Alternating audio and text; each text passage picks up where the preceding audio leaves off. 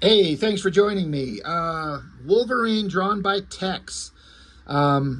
This is something that a lot of people seem to remember really, really fondly, and it's a lot of people's favorite version of Wolverine.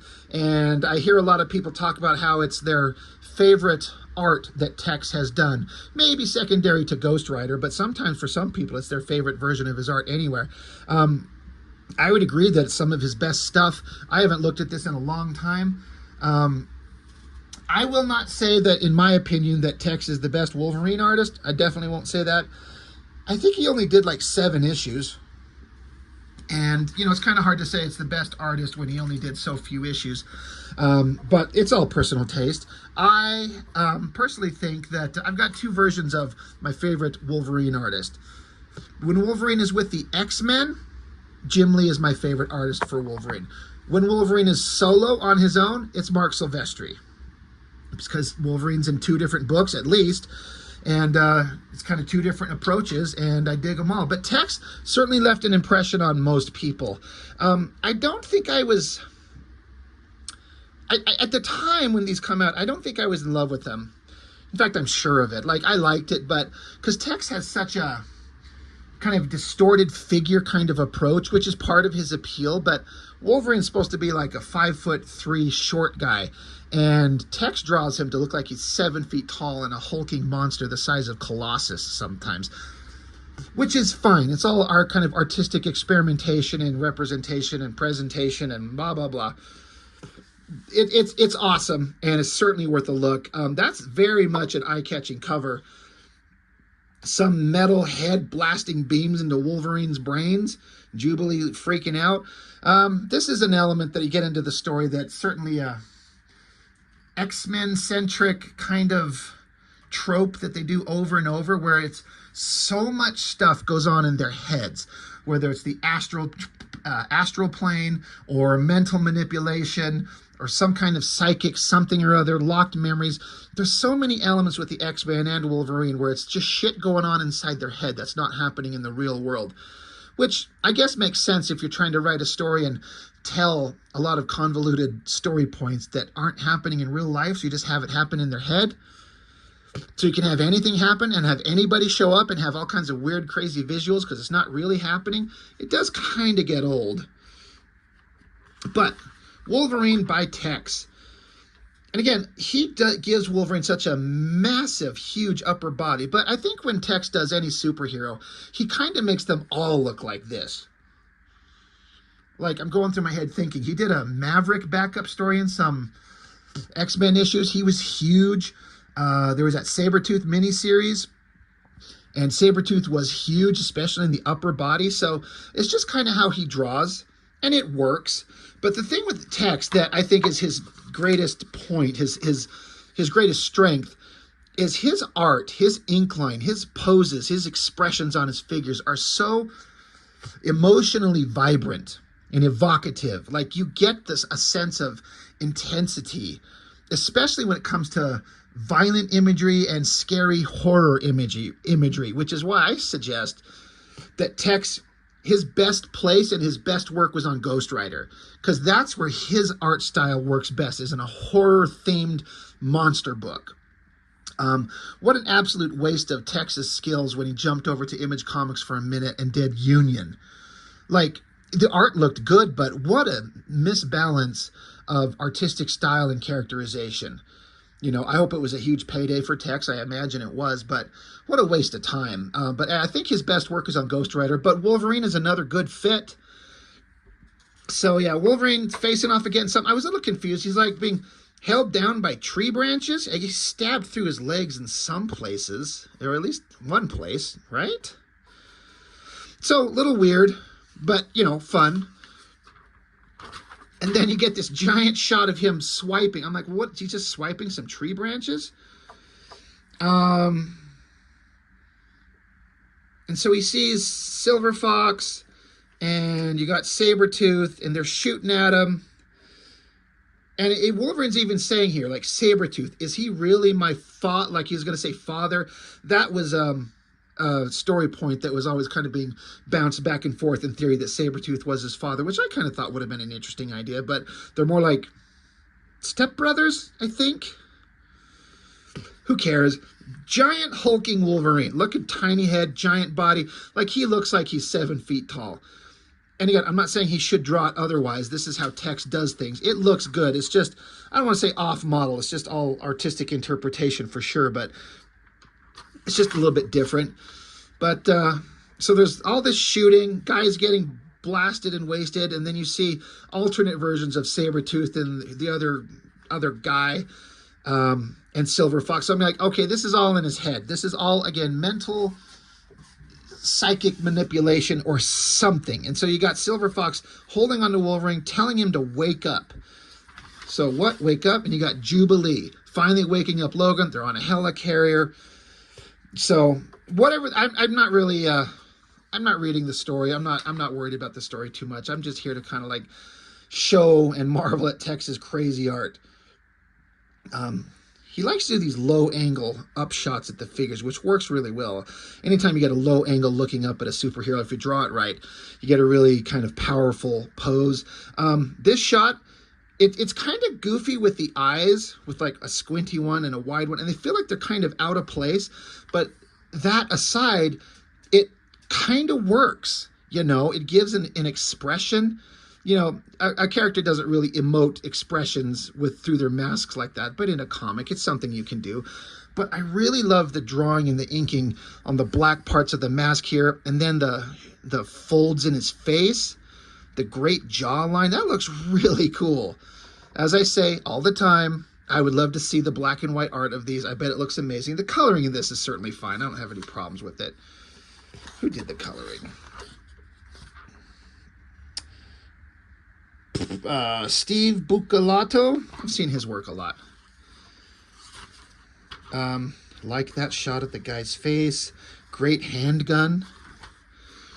Again, another big close-up shot of Wolverine's face. I love the gritted teeth. There's something about the way that Tex does gritted teeth and the lips and the mouth, the way it folds together. It looks really good. Again, the eyes are kind of shaped goofy, but I'm not suggesting it should be drawn another way. It's just kind of throws me off a little bit. But again, we're back in his head, in a jungle. People are getting shot. This is a jump back in time. I think we were first introduced to Wolverine and Sabretooth in these kind of outfits back in X-Men number 5 or something like that. Another lost memory from Wolverine. The lost memory, hidden past thing with Wolverine has got to be done with. They just keep adding and adding to it. Of course, this is 30 years ago, so who cares? An overhead shot looking down. Look at that massive upper body and long, skinny legs on Wolverine. It's such an interesting kind of visual representation of the character. I didn't skip a page, no. Omega Red, everyone's sort of favorite Russian bad guy who was popular for half a second and kind of went nowhere as far as I ever saw. But it's some kind of cool powers with his tentacle things. Kind of like the bazooka shot there. Another cool shot of Wolverine's face there. Good lighting, and the coloring's really helping the artwork right there. They've got the robotic head of Shiva. If you remember, I think it was issue 50.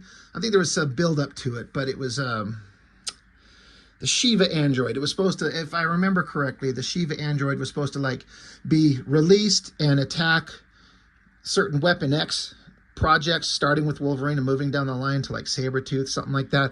And if it gets defeated, it kind of takes that knowledge and the computer processes and learns and rebuilds another android who's an even better fighter and takes off to go fight them. I think that's how that was supposed to go down. If I've got that wrong, go ahead and clarify. But why this severed robotic head kind of almost looks like Ultron if you're looking at it. But even the severed robotic head has an energy blast that goes into his brains and starts affecting his lost memory. So this image is kind of like the cover going on there. Great shot. That ink work, that whole face shot of Wolverine right there. And again, the coloring emphasizing it just works really well. So cool. And you got Wolverine and Sabretooth dressed like cheesy 80s action, like Rambo type stereotypes. So Jubilee takes the head away from him and drops it on the ground. This was interesting. Wolverine's pissed off at this guy that brought the robotic head, so he just leaps at him. Just power. Look how long and skinny he is. Like, Technically extremely off model, but still powerful and awesome. But the guy teleports away, gets out of the... His name's Wraith, is the character. So he gets away. Great shot of Wolverine again. But again, it's just also kind of confusing. It's all this head imagery. They're just lost in whatever the hell's going on. It's just such a weird kind of... I mean, I get it. It's something you see in a lot of Wolverine and X-Men comics where what's going on in their heads, and so crazy imagery that doesn't make any sense. I love that shot of Wolverine busting through the wall. He's still the best there is at what he does. Good action shots, leaning into some silhouette stuff. Maybe a time crunch was happening, so just start doing a couple of silhouette shots, and you know, you can get through a couple of panels pretty easy. A couple of punk kids in here with machine guns. Wolverine's pissed off, and so he slices their guns apart. That is a hell of a shot. Folding their arms, his arms together across like that, and the big back muscles. That's a tricky thing to pull off, and I don't think anyone can actually pose like that exactly, but it doesn't matter. It looks wrong to my eye. Like there's something about it kind of disjointed, like the way that how far his shoulders are spread apart and how they'd connect back to his spine. It's kind of disjointed and weird, but it's powerful and it's awesome. And honestly, that's all I care about. That's all I need. That's badass. So yeah, Wolverine's pretty pissed. Look at this giant fucking Wolverine. Look how goddamn big he is. Oh, it's kind of hilarious. But who does a better growly-toothed, angry-faced Wolverine? I mean, Silvestri is my favorite Wolverine artist, but these face shots, especially the mouth and the angry shots on Wolverine, these are kind of an argument to be made for the best version of that character. Yeah. That's pretty awesome right there. They got Sabretooth in the basement. Got him locked up. And a bomb strapped to his chest, which recent comics would lead you to think that there's no way this is going to affect him anyway, because in that Wolverine Revenge comic, which is an out-of-continuity book, but Wolverine literally had a bomb implanted inside his body, inside his adamantium skeleton, to keep it in there so that when it explodes, it definitely blows up his entire guts. And the bomb did go off, and Wolverine survived. So I don't know if having a bomb on his chest for Sabretooth here would actually kill him, but, you know, who cares? We're not worried about it. So, all in all, again, I know I'm kind of skipping by the story. I'm not particularly concerned about it. I'm here to just look at the awesome text art. Shit, I skipped that page. I didn't mean to do that. I was sitting here thinking, I thought there was a big shot of Wolverine's face, and I accidentally skipped by it, jumping to here. Back when they're dressed as cheesy 80s Rambo stereotypes, but look at that big, giant face shot.